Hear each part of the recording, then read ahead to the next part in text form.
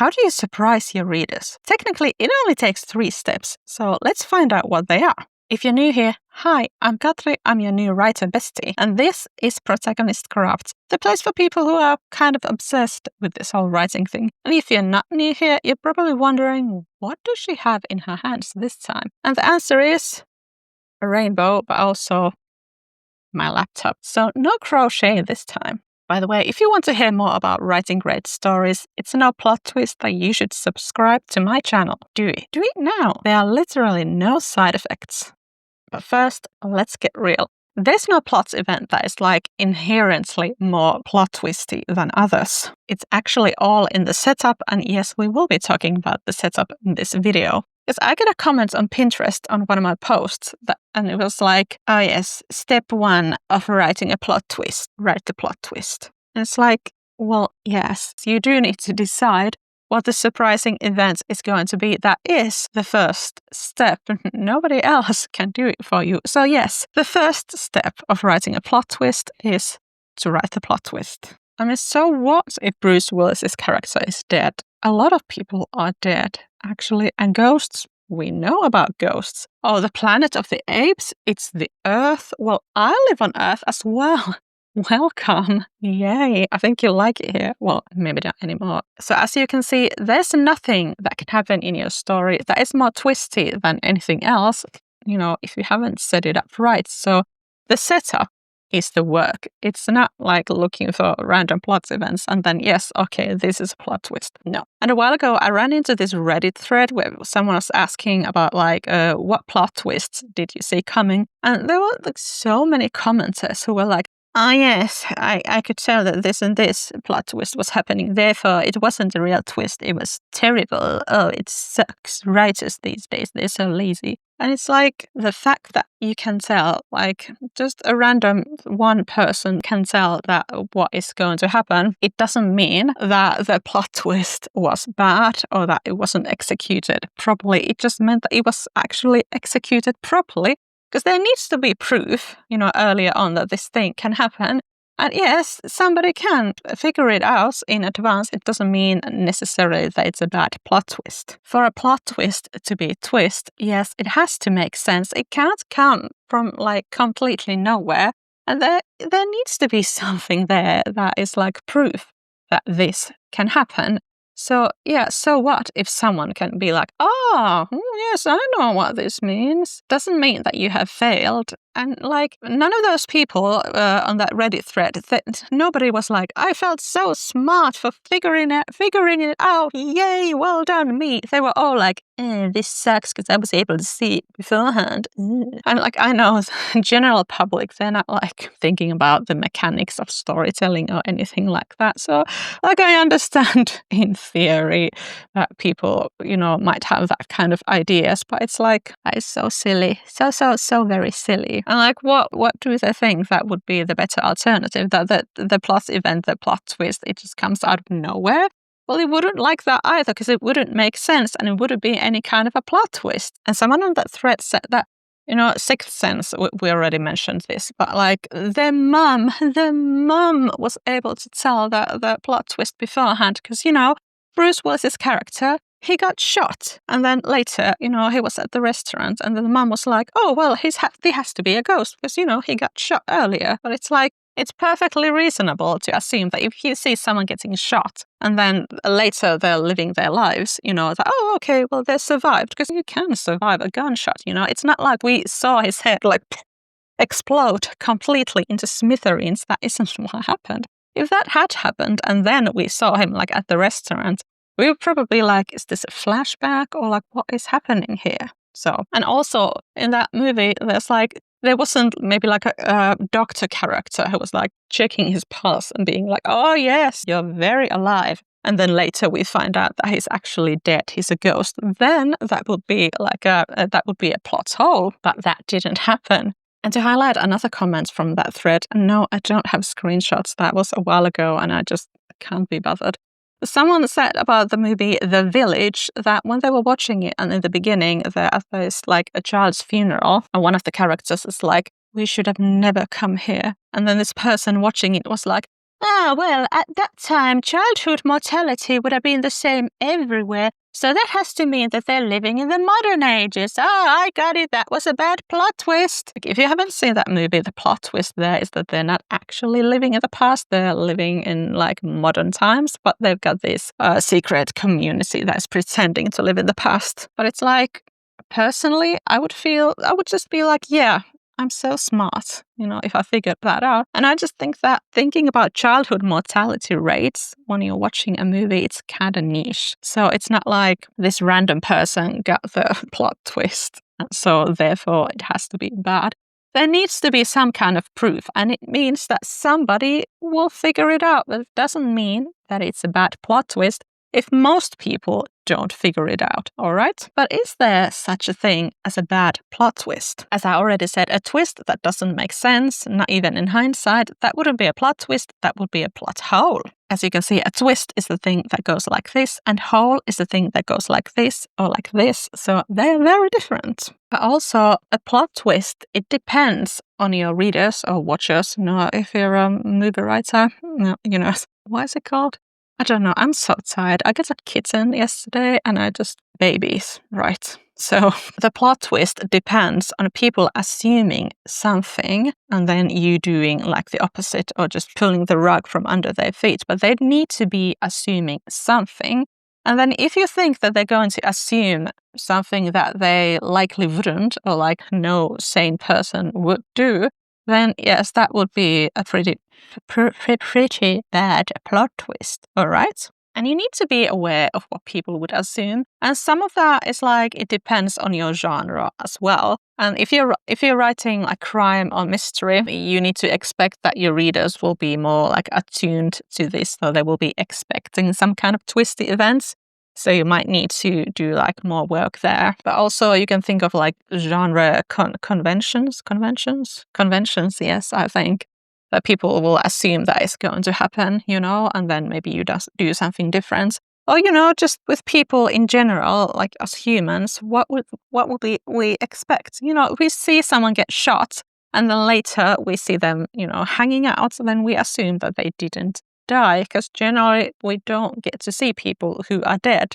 We don't assume, that when we see someone out there, like, oh, that is a ghost. That is a ghost right there. Or I don't know, maybe I'm just speaking for myself. You tell me. And another way to write a bad plot twist would be like to be too heavy-handed with them, just like really hammer in, the foreshadowing and the little clues there. Like a few months ago, I read this book, I think it was called The Zigzag Girl by, I can't remember, I'll put the cover here. It was a murder mystery. And like, there were so many times where they were like, oh, the eyewitnesses, they saw a small man. Oh, what kind of a small man could it have been? Like, eyewitnesses, they're so wacky. Oh, a small man. Oh, and he even had small hands, a small man with small hands. And it just became really obvious that, okay, we got it. It's not a small man, it's a woman, all right.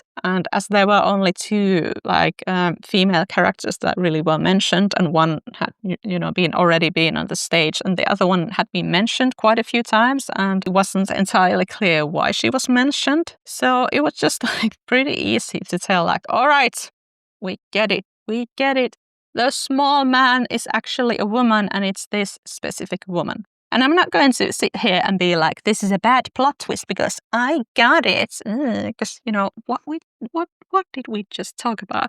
But like, first of all, I only read this book because my friend was curious, like, would people who don't normally read crime fiction, would they like get what was going to happen? Would they figure out the ending beforehand? So that's why I read it, because, I like a challenge. And yes, I was able to figure it out. And also, there were a lot of comments on Goodreads, or like reviews, saying that they could smell the outcome a mile away. So I think when a lot of people are like, it was kind of obvious what would happen, I knew who the murderer was straight away. So it could be, not a great plot twist. And like the plot twist itself in that book, it wasn't bad. It just wasn't executed very well. It was just very hammering it in, like what was going to happen. Just there could have been fewer clues. All right, we don't need to have like 10 mentions of it's a small man. A small man. What could it mean? Like, no, just and other plot twists that might be bad are like things that have been used so many times that people aren't like, they wouldn't be surprised by it anymore because they, read in the genre or see like similar movies a lot. And even Mario players know that the princess is in the other castle. And generally, you can pretty safely assume that if you've got like this much of the book left, then the great thing that they're doing that's going to solve everything, then it's probably not going to solve everything. So it's not necessarily a big twist there. And you can avoid this, or at least try to avoid it, by reading in your genre and not just reading like new books, but old ones as well, so that you know like what is the done thing there, so you don't need to be doing the same thing. But what actually is a plot twist? Is any and every surprising event a plot twist? And the answer is no. Again, it's all in the setup. People need to be thinking that something else will happen, and they need to be invested in some kind of a different outcome or a different truth or reality, so that they can be like, a twist. So like, the movie Parasite? I had to watch it a while ago for my writing studies. It was, I otherwise wouldn't have watched it because it was far too scary and I had nightmares about it. I am soft like a baby. But anyway, around like halfway through the movie, we find out that this old housekeeper's husband is living in this rich family's like a basement or like a bunker thing. And yeah, that was a very surprising event, but I wouldn't say that it was a plot twist because first of all, we didn't have any kind of expectations about like, is there a cellar? Could be, might not be, I don't know. We didn't have any thoughts about the housekeeper's like husband. Does she have a husband? We didn't really care about, her necessarily. So yeah, like it was kind of surprising. It was kind of like out of pocket, but I wouldn't go as far as saying that it was a plot twist. And like having things in your story that your reader wouldn't expect, it's great and you should be striving for that, but not every unexpected thing is a plot twist. And for example, a character changing their mind, like, drastically, that isn't a plot twist in itself. If they had been like hiding their intentions the entire time, either from other characters or like from the reader, then that would be a plot twist. But just being like, no, I'm not going to do this, I'm actually going to kill my mother, then that is not a plot twist, really, because it's just them changing their mind. And it needs to be surprising but inevitable. So there was nothing inevitable there.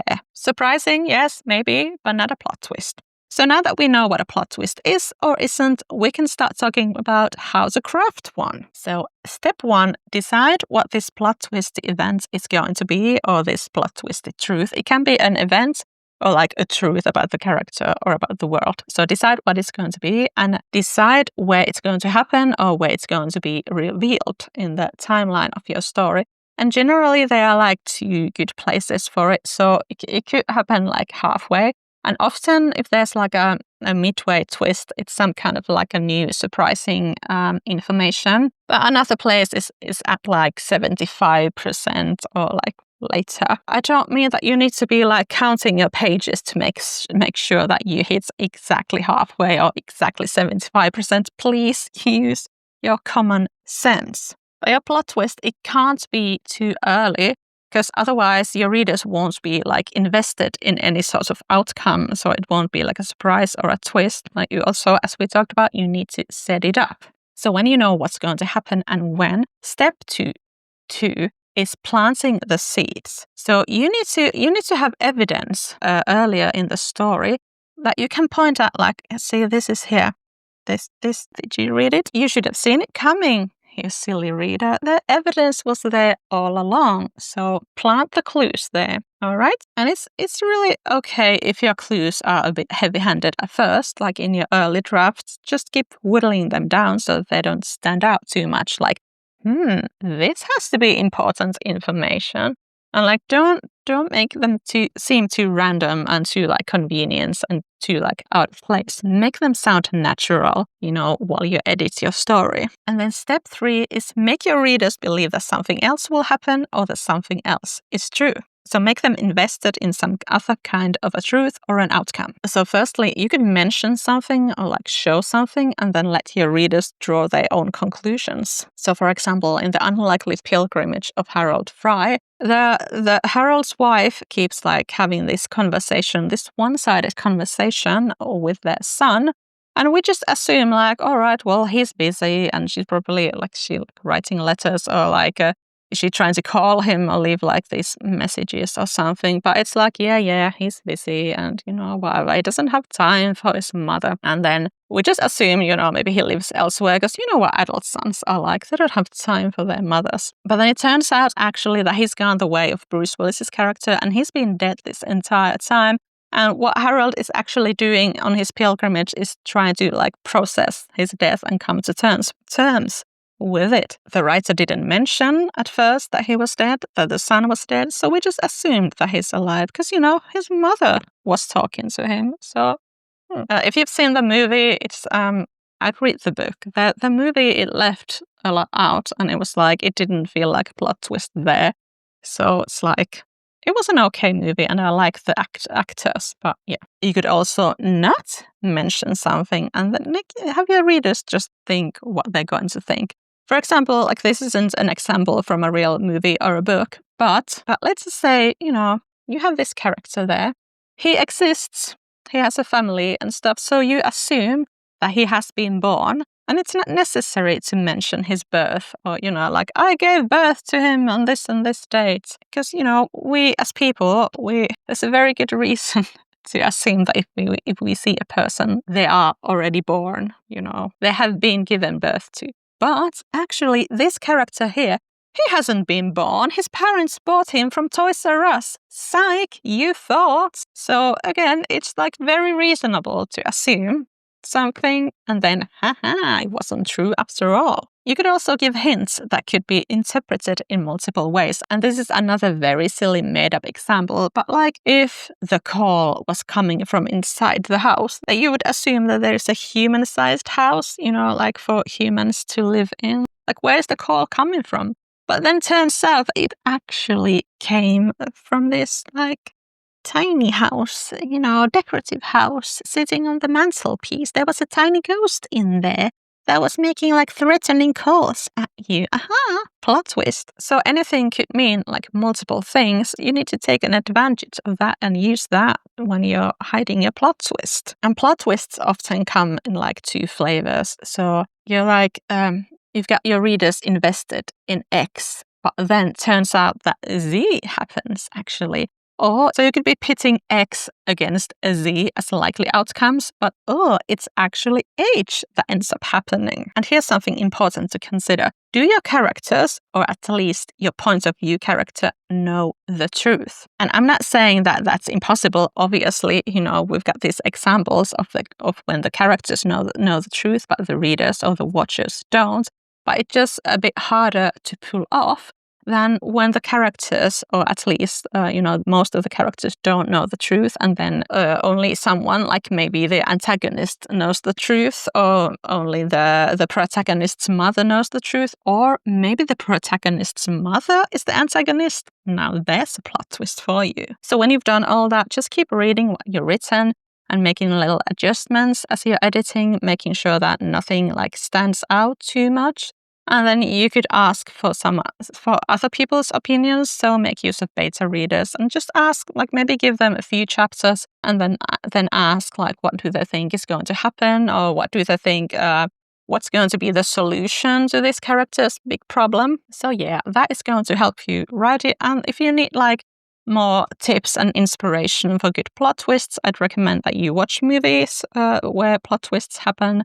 Or like watch these crime shows, like Father Brown, for example, is very good at like dropping hints and misleading watchers. So do that, even if you're not going to write crime or you're not interested in crime. And if you found this video useful at all, go lightly tap that like button and I will see you in another video.